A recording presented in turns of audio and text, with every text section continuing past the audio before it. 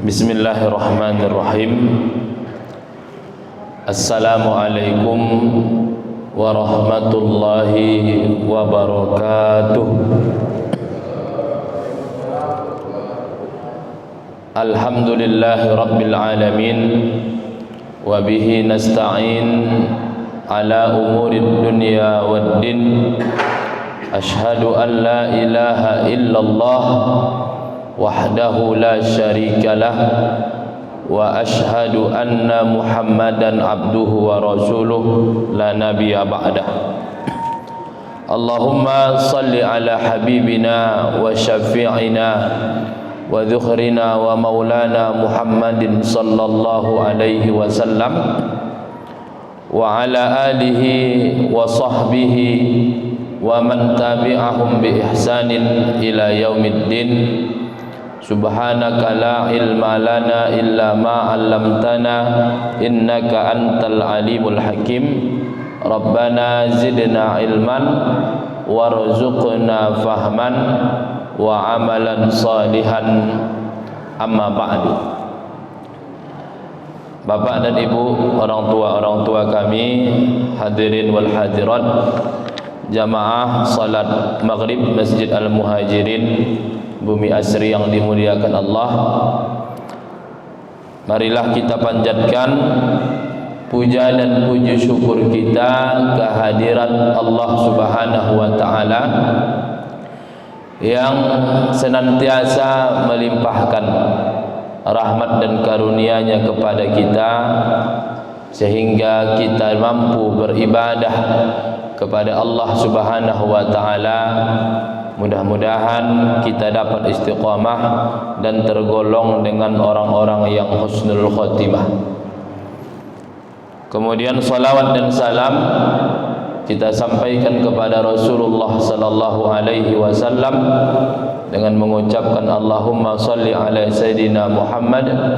Mudah-mudahan kelak di yaumil mahsyar dengan kita banyak bersolawat kita mendapatkan syafaat dari beliau. Amin ya rabbal alamin.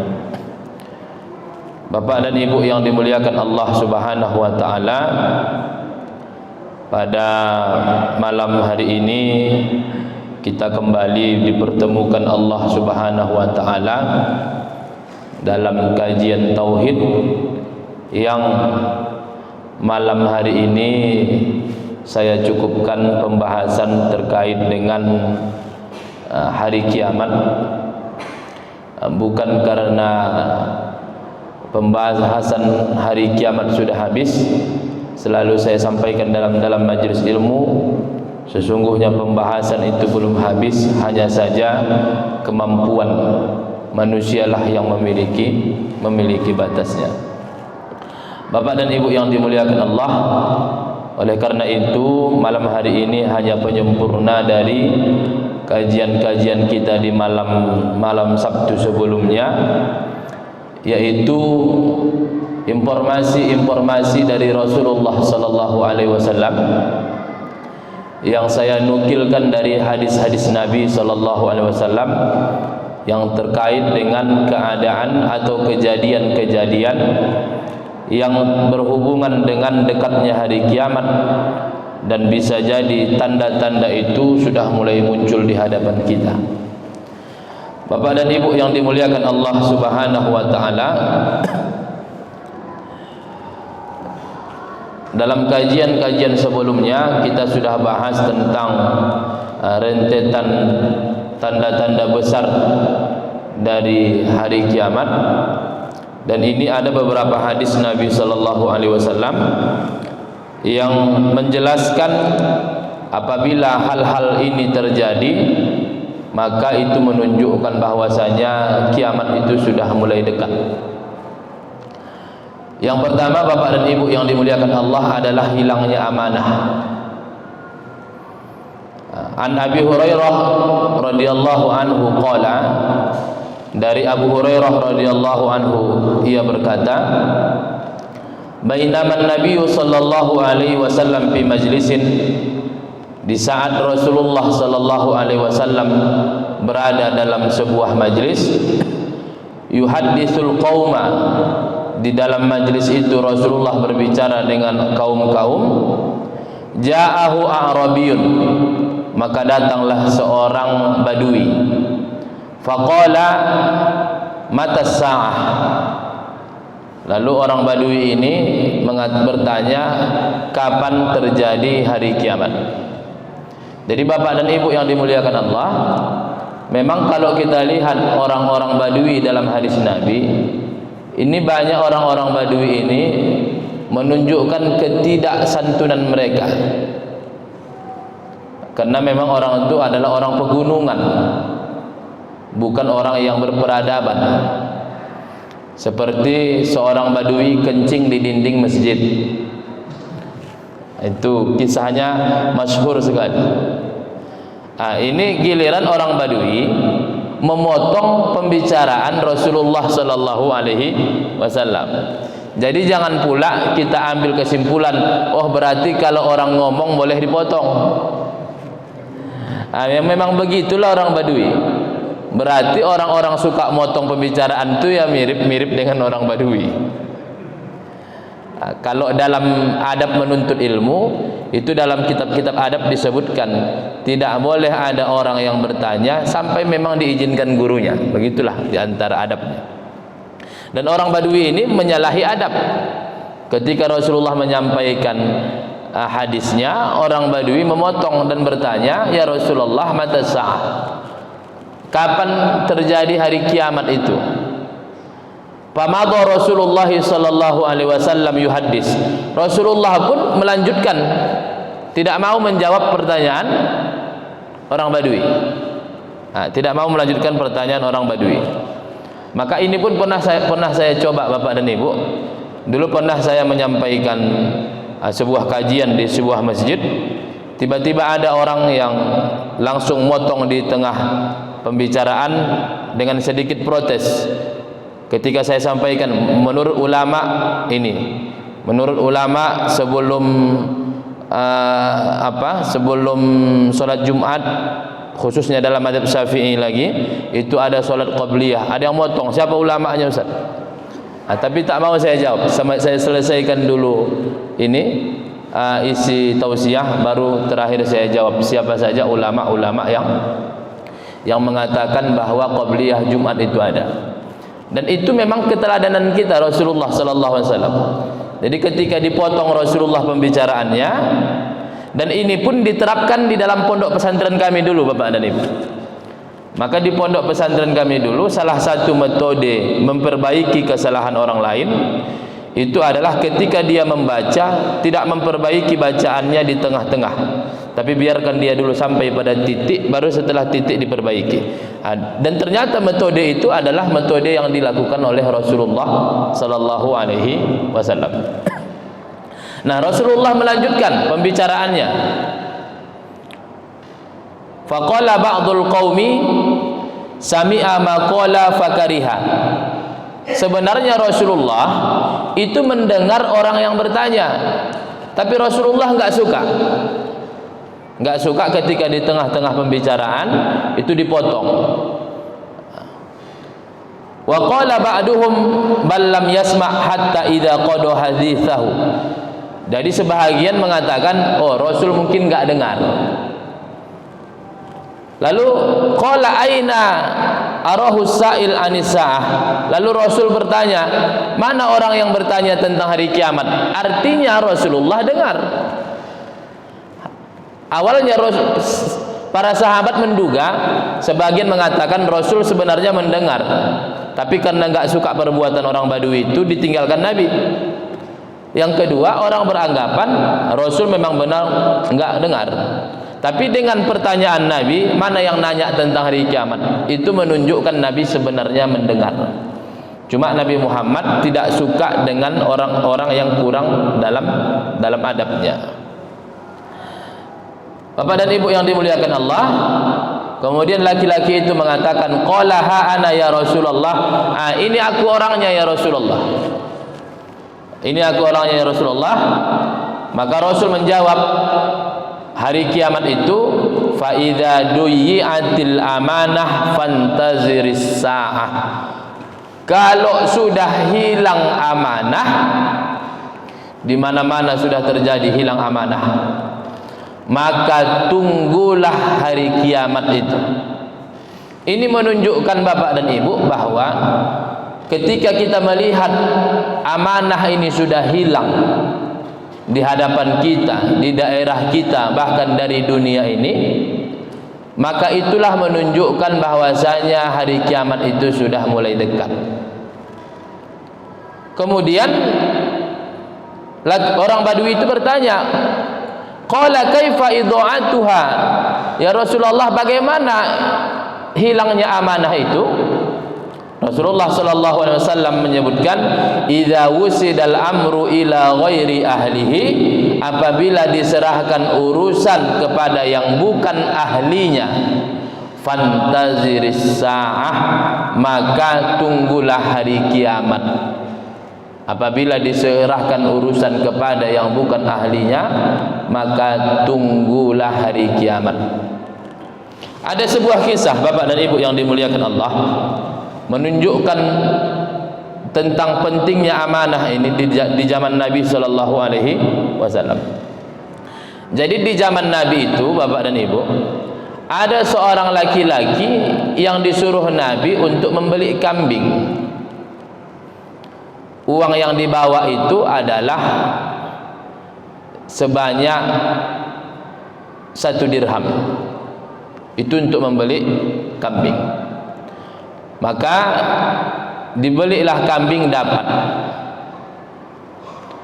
Di tengah jalan ada orang yang membutuhkan kambing, dijualnya 2 dirham. Dijualnya 2 dirham. Setelah dijual 2 dirham, dia cari kambing lagi, dapat harganya 1 dirham. Pulang-pulang dia bawa 1 dirham, bawa 1 kambing. Dan kedua-duanya diserahkannya kepada Rasulullah sallallahu alaihi wasallam. Begitulah indahnya. Zaman sekarang cobalah. Begitulah amanahnya para sahabat di zaman Nabi sallallahu alaihi wasallam. Ya. Kalau misalnya ada kisah-kisah di masa kekhilafahan, saya lupa namanya, apakah itu Umar bin Khattab atau pemimpin yang lain, di mana ketika datang tamu dan dia bertanya, ini urusan apa? Pribadi atau negara? Pribadi. Disuruh masuk, lampunya dimatikan. Karena dia takut ketika minyak itu dibeli untuk urusan negara, tapi ternyata digunakan untuk pribadi, maka itu tidak amanah. Itulah saking kuatnya mereka menjaga amanah orang-orang yang di zaman Nabi sallallahu alaihi wasallam. Bapak dan Ibu yang dimuliakan Allah Subhanahu wa taala, dan ada kisah khusus ini tentang sahabat Nabi yang bernama Abu Dzar. Dalam hadis riwayat Imam Muslim, itu Abu Dzar berkata kepada Rasulullah, "Ya Rasulullah, ala tastamiluni? Ya Rasulullah, apakah engkau tidak mau menggunakanku, artinya mengangkatku sebagai menteri atau sebagai pemimpin?" Maka Rasulullah sallallahu alaihi wasallam berkata kepada Abu Dzar dan memukul pundaknya, "Ya Abu Dzar, wahai Abu Dzar, innaka dhaif. Sesungguhnya engkau itu adalah orang yang lemah, wahai Abu Dzar. Wa innaha amanah. Sedangkan memimpin sebuah daerah itu adalah amanah. Wa innaha yaumal qiyamah khizyun. Sesungguhnya itu pada hari kiamat akan menjadi kehinaan, wa nadamatun, dan juga penyesalan, illa man akhadhaha bihaqqiha, kecuali orang yang mengambilnya dengan haknya. Kecuali orang yang mengambilnya dengan haknya. Makanya ketika Abdullah bin Umar setelah wafatnya ayahnya diajukan untuk menjadi pengganti ayahnya sebagai khalifah, apa yang dikatakan oleh Abdullah, biarlah aku menjadi pelita yang menerangi. Dia menolak untuk menjadi pemimpin, karena dia tahu untuk menjadi pemimpin itu tidak mudah dan dirinya mungkin tak sanggup. Tuan guru kita Ustaz Abdul Somad ketika diminta menjadi calon wakil presiden menolak, karena dia yang lebih tahu apakah dia mampu atau tidak. Saya pun bapak dan ibu yang dimuliakan Allah, setelah bapak saya berhenti dari anggota DPR tingkat 2 Labuhan Batu, dia minta kepada saya untuk naik. Saya bilang tidak. Ustaz-ustaz ni cepat husnuzonnya. Ustaz-ustaz ni cepat husnuzonnya. Maka ketika masuk di DPR ni yang cepat-cepat husnuzonnya banyak kena tipu nanti. Maka adik saya lah yang naik dan alhamdulillah terpilih. Jadi memang sulit sekali. Maka ketika sebuah amanah dikasih kepada yang bukan ahlinya, maka kata Rasul, fantaziris sa'ah. Yang tak pantas jadi dosen, yang tidak cocok jadi guru, yang tak pantas jadi DPR, jadi DPR. Apabila diserahkan sebuah amanah kepada yang bukan ahlinya. Maka ketika ini sudah menjadi sudah menyebar ke seluruh daerah, itulah menunjukkan. Dan kita pun kadang sekarang ini bapak dan ibu yang dimuliakan Allah sudah melihat itu sebenarnya. Tanda-tanda banyaknya amanah yang dipegang bukan oleh ahlinya. Ini meliputi semuanya bapak dan ibu. Sampai-sampai pengurusan masjid, sampai pengurusan STM, dari bawah sampai atas itu adalah amanah yang harus kita serahkan kepada yang ahlinya. Nah, kemudian bapak dan ibu yang dimuliakan Allah, adalah banyaknya pembunuhan. Kalau sekarang ini satu hari bisa 10 kita baca berita tentang kematian. Si fulan kena bunuh, si fulan kena bunuh. Apa yang disabdakan Rasulullah sallallahu alaihi wasallam? An Abi Hurairah anna Rasulullah sallallahu alaihi wasallam. Dari Abi Hurairah bahwasanya Rasulullah sallallahu alaihi wasallam qala, berkata atau bersabda, la taqumus sa'atu hatta yakthurul harju. Qalu wa mal harju ya Rasulullah? Qala al-qatlu qatlu.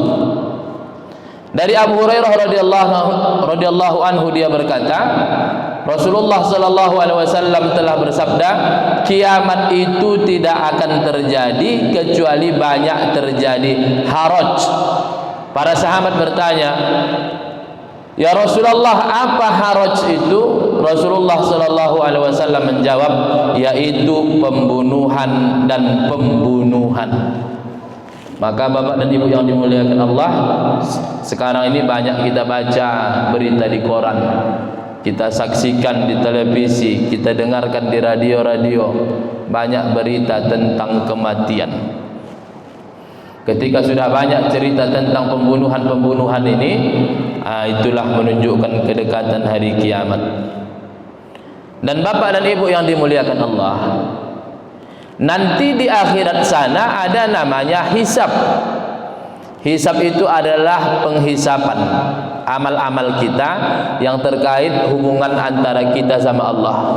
Baru yang kedua nanti ada namanya al-qadha, mahkamah.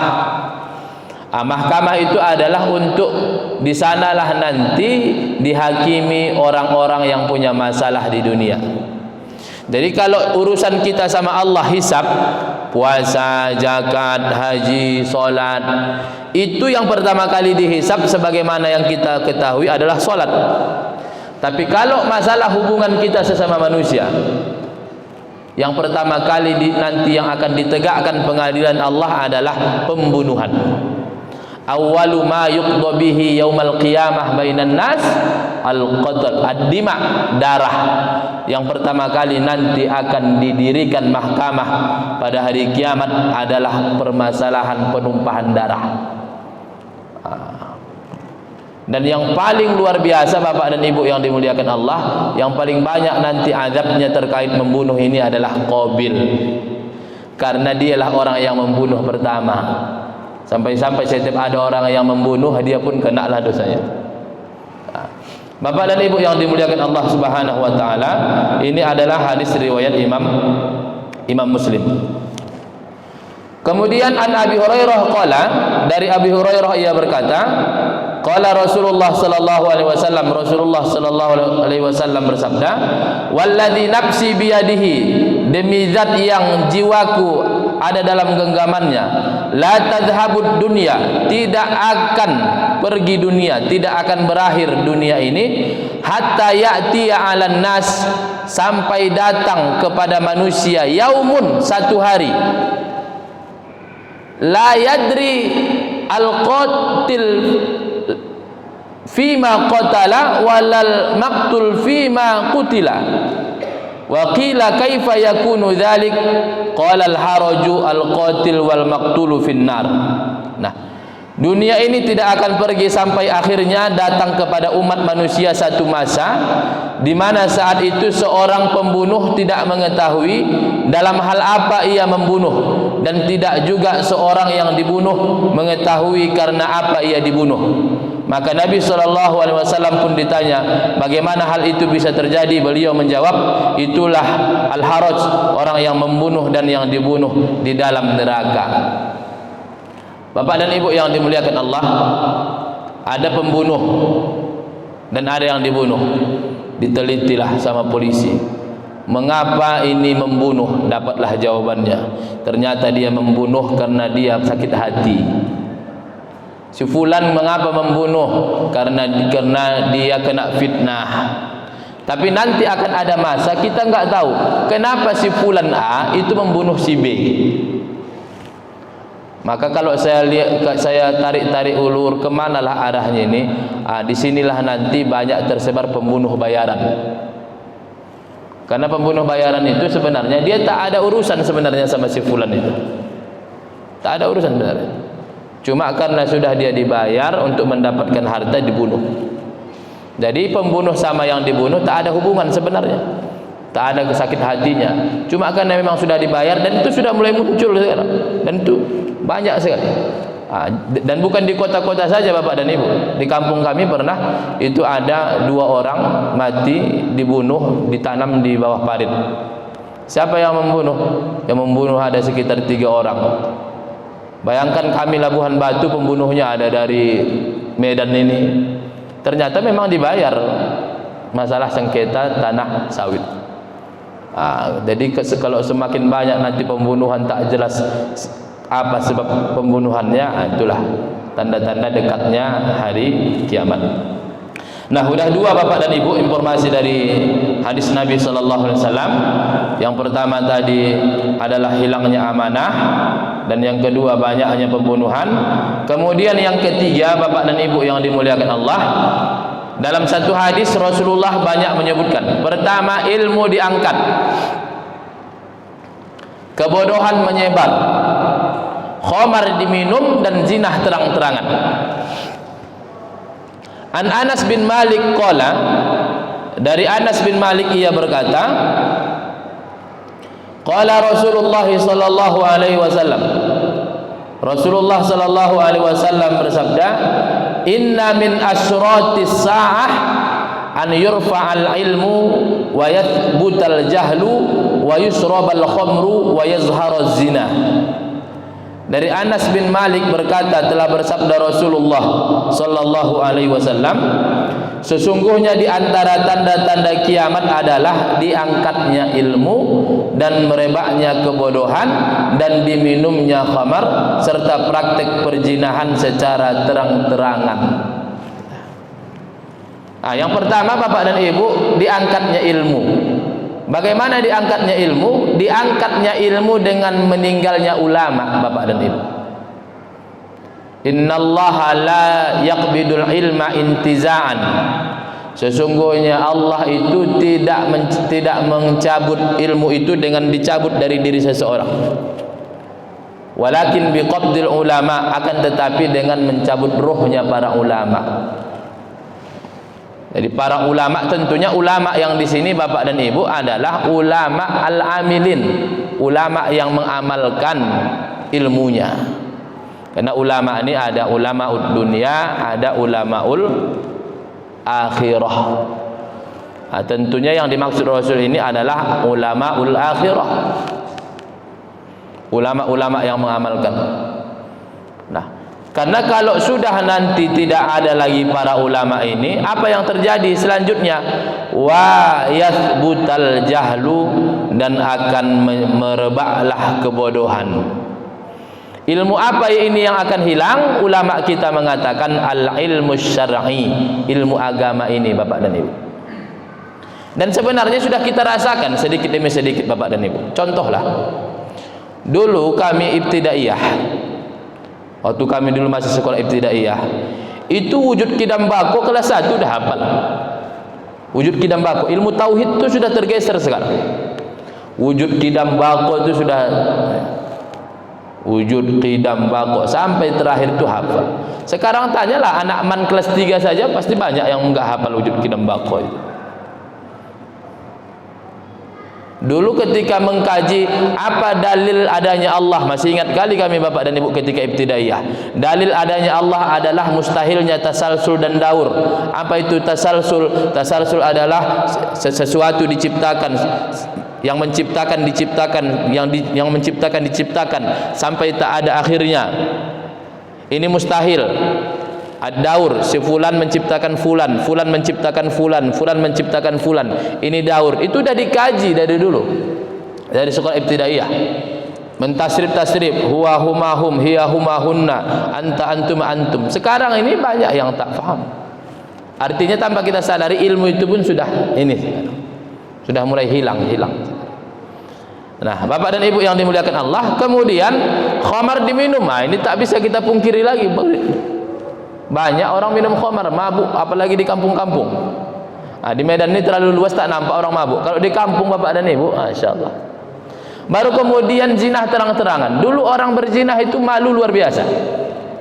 Sekarang ini orang zinah pun dibiarkan. Yang penting suka sama suka, silahkanlah katanya. Jadi enggak malu lagi orang berzinah. Dan orang tak malu lagi kalau diketahui dia berzinah. Dan sudah mulai muncul tanda-tanda itu di zaman kita sekarang, Bapak dan Ibu. Maka kalau kita lihat perzinahan, prostitusi online dan lain sebagainya, itu sudah mulai terang-terangan. Dan itu bisa kita lihat tanpa kita pungkiri pun, sudah 4 hal ini pun nampak kita. Ilmu sudah mulai diangkat, ulama kita banyak yang meninggal dunia. Kalau kita di Indonesia sajalah berapa banyak ulama kita. Ulama-ulama kita yang dulu luar biasa. Kebodohan menyebar, ya. Sekarang ini banyak orang baru belajar 3 bulan kalah sama orang, bisa mengalahkan orang belajar 6 tahun di pesantren. Kadang orang Bapak dan Ibu kalau sudah belajar dia sebentar, berdebat sama orang pintar, menang dia bangga. Saya Bapak dan Ibu kalau sempatlah diskusi sama orang, kalau misalnya lah orang itu yang lawan diskusi ini orang pintar, kalau dia mengaku kalah dan kita merasa menang, takut kita Bapak dan Ibu. Karena Imam Syafi'i mengatakan, aku kalau debat sama orang pintar menang aku, tapi kalau berdebat sama orang bodoh kalah aku. Karena orang bodoh dia tidak punya struktur ilmu. Disitulah nanti timbul, bisakah Allah menciptakan batu yang lebih besar dari Allah sehingga Allah pun tak bisa mengangkatnya. Itu bukan pertanyaan yang tak bisa dijawab, tapi pertanyaannya memang salah secara konsep ilmu tauhid. Nah, Bapak dan Ibu yang dimuliakan Allah, kemudian tanda selanjutnya yang disampaikan Rasulullah adalah tampaknya pelecehan dan putusnya silaturahim. Tampaknya pelecehan dan putusnya silaturahim. An Abdullah bin Amr an Rasulillah sallallahu alaihi wasallam qala wa la taqumu as-sa'atu hatta yazharul fuhsyu wat tafahush wa qati'atur rahim wa su'ul mujawarah wa hatta yu'tamanal kha'inu wa yukhawwanul amin. Dari Abdullah bin Amr, maksudnya Amr bin As, Rasulullah sallallahu alaihi wasallam bersabda, tidak akan terjadi hari kiamat hingga nampak jelas pelecehan dan saling melecehkan. Jadi pelecehan dan saling melecehkan ini ungkapan-ungkapan kotor Kalau kita lihatlah sekarang Bapak dan Ibu, apalagi kalau udah debat-debat masalah politik dan lain sebagainya, tak tahu lagi gitu. Sesama Muslim saling melecehkan, dah mulai nampak itu. Padahal kalau orang Muslim itu haram untuk kita merusak nama baiknya. Sampai-sampai Rasulullah mengatakan al-muslim al-mu'min lil mu'min kal bunyan yashuddu ba'dhum ba'dhan. Orang beriman dengan orang beriman seperti bangunan yang saling tolong menolong. Tapi sekarang banyak orang-orang mukmin dengan mukmin yang saling menjatuhkan. Itulah al-fuhsyu itu. Baru kemudian putus silaturahim. Putus silaturahim. Silaturahim ini Bapak dan Ibu, rahim kita yang saudara dalam lahir dari satu rahim. Antara ayah sama anak putus. Antara saudara dengan saudara lainnya putus hubungan. Antara dengan saudara dengan saudari putus. Anak sama anak putus. Padahal itulah hakikat dari silaturahim. Yang kata Allah jangan diputuskan. Siapa memutuskannya ku putuskan hubunganku dengannya, siapa menyambungnya ku sambung, kata Allah. Baru kemudian buruknya hubungan bertetangga. Buruknya hubungan bertetangga. Dan ini kalau kita kaitkan dengan hadis Nabi yang lain Bapak dan Ibu, pernah Rasulullah menyangka tetangga itu akan dapat warisan. Saking Islam ini sangat memerintahkan kita untuk menjaga hubungan sesama tetangga. Sampai aku kira mereka ini berhak mendapatkan warisan. Itulah saking dekatnya. Dan di daerah kami saja Bapak dan Ibu, berapa banyak orang yang tetangga pas sama satu dinding dengan rumahnya tak berbicara. Sama-sama Muslim, itu baru di satu tempat, belum tahu kita yang lainnya. Artinya itulah gambaran-gambarannya itu. Karena yang dibawa itu adalah ego. Di zaman Nabi itu yang dikuatkan adalah Islamnya. Kalau engkau adalah Islam, aku adalah Islam, maka kita adalah bersaudara. Maka hubungan kita itu adalah hubungan Islam ini. Itu yang harus dikuatkan, bukan yang lainnya, bukan kesukuannya, bukan jabatannya, tapi yang harus kita pandang sesama kita ini adalah kita saudara sama-sama Islam. Itu yang harus dipandang di dalam hidup, bukan yang lain. Kalau seandainya yang kita pandang dalam hidup ini adalah agama kita Islam, maka tidak akan terjadi lagi al-fuhsyu wat tafahus, yaitu saling melecehkan, dan tidak akan terjadi lagi tetangga buruk dengan tetangganya. Bapak dan Ibu yang dimuliakan Allah Subhanahu wa taala, maka di dalam Islam ini Bapak dan Ibu, memiliki tetangga yang baik itu sebenarnya harta yang paling berharga itu. Jadi dulu ini sekitar cerita Bapak dan Ibu. Ada ulama dulu namanya Abdullah bin Mubarak. Abdullah bin Mubarak ini ulama. Ya pasti hubungannya dengan tetangga baik. Orang sangat kenal, udah alim, pemurah pula Abdullah bin Mubarak. Di samping rumahnya ada orang yang mau pindah. Dijuallah, dipasarkan rumahnya itu. Ini contoh saja angkanya. Misalnya kalau zaman sekarang misalnya dijual 400 juta. Padahal di daerah itu pasarannya adalah 200 juta. Itu umpama nilainya saja. Orang terkejut. Mengapa kau jual rumahmu ini 400 juta? Padahal kan pasarannya kan 200 juta. 400 juta ini 200 juta harga tanah dan bangunan, 200 juta harga bertetangga dengan Abdullah bin Mubarak. Itulah saking mahalnya punya tetangga orang yang baik. Tapi kalau sudah punya tetangga orang yang tak baik, hidup tidur pun tak enak. Dia nokok-nokok sedikit ke dinding kita pun jadi masalah. Tapi kalau udah sama baik, ya saling maklumi. Makanya lebih baik mengambil harta orang daripada mengambil harta tetangga kita, walaupun semua keduanya sama-sama buruk, tapi mana keburukan yang lebih berat ketika kita mengambil harta tetangga, ketika orang menjinahi anak tetangganya, itu lebih parah daripada yang lain. Dan ini nampaklah Bapak dan Ibu yang dimuliakan Allah, sampai-sampai Rasul menutup hadis ini dengan, pada saat itu seorang pengkhianat dipercaya sementara orang yang benar dituduh berkhianat. Ada orang yang amanah, ada orang yang khianat. Maka pada saat dekatnya hari kiamat, orang yang berkhianat yang dipercaya, sedangkan orang yang amanah malah sebaliknya dituduh berkhianat. Kemudian yang terakhir Bapak dan Ibu yang dimuliakan Allah, waktu berlalu begitu cepat. Hadis riwayat Imam Ahmad, Rasulullah sallallahu alaihi wasallam bersabda, "La taqumus sa'atu hatta yataqarabaz zaman, fatakunus sanatu kasyahri wasyahru kaljumu'ati wa takunul jumu'ati kalyaumi wa yakunul yaumu kas-sa'ati wa takunus sa'atu kadzaramati bin-nar."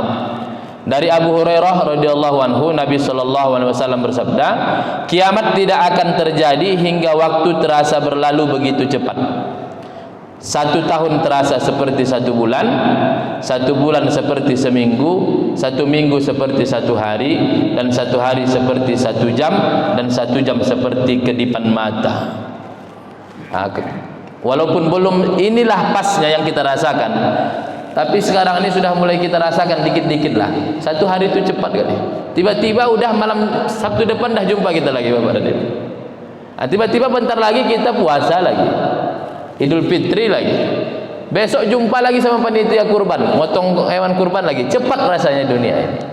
Itulah yataqarabuz zaman, terasa cepat. Dan terakhir Bapak dan Ibu, saya teringat tadi lupa memasukkannya ke slide ini. Di antara dekatnya nanti tanda hari kiamat adalah ketika Al-Quran diangkat. Al-Quran diangkat. Al-Quran diangkat. Apa? Dalam 1 malam itu Al-Quran akan diangkat. Bagaimana diangkatnya Al-Quran? Al-Quran yang sekarang ini Bapak dan Ibu, yang ada di sama kita, Al-Quran, itu tulisannya akan diangkat Allah. Sampai Al-Quran ini, mushaf-mushaf ini hanya menjadi lembaran kosong saja. Itu akan nanti ada masanya. Disitulah nanti semakin nanti manusia, yang kemarin sudah kita bahas, akan datang masanya di mana orang itu tidak lagi ada yang mengucapkan, Allah pun tak ada mengucapkan lagi. Itulah nanti ketika Al-Quran sudah diangkat, orang tak mengenal lagi ajaran Islam. Disitulah nanti banyak kekufuran. Jadi ulama kita pun menegaskan mushaf Al-Quran ini memang diangkat. Apa yang diangkat? Ada 2 pendapat. Memang Al-Qurannya yang diangkat oleh Allah, dan yang kedua tulisannya yang diangkat oleh Allah, maka tersisalah lembaran-lembaran kosong. Nah, Bapak dan Ibu yang dimuliakan Allah, inilah kajian kita tentang tanda-tanda hari kiamat, baik yang kecil maupun yang besar. Dan insya Allah jika ada umur yang panjang, pada pertemuan akan datang kita akan masuk ke rukun iman yang kedua. Rukun iman yang pertama Allah pernah kita bahas tentang Asmaul Husna. Di sela-selanya kita bahas sifat 20. Kemudian sudah kita bahas juga tentang akhirat, beriman, rukun iman kita yang kelima. Maka insyaallah minggu akan datang kita akan masuk pada rukun iman yang kedua, pembahasan tentang malaikat. Mudah-mudahan apa yang kita kaji ini bermanfaat untuk kita semua. Amin ya rabbal alamin. Marilah kita tutup dengan doa. Sebelumnya kita beristighfar 3 kali. Astaghfirullahaladzim. Astaghfirullah. Astaghfirullah. Alhamdulillahi rabbil alamin. Wassalatu wassalamu ala ashrafil anbiya'i wal mursalin wa ala alihi wa sahbihi ajma'in.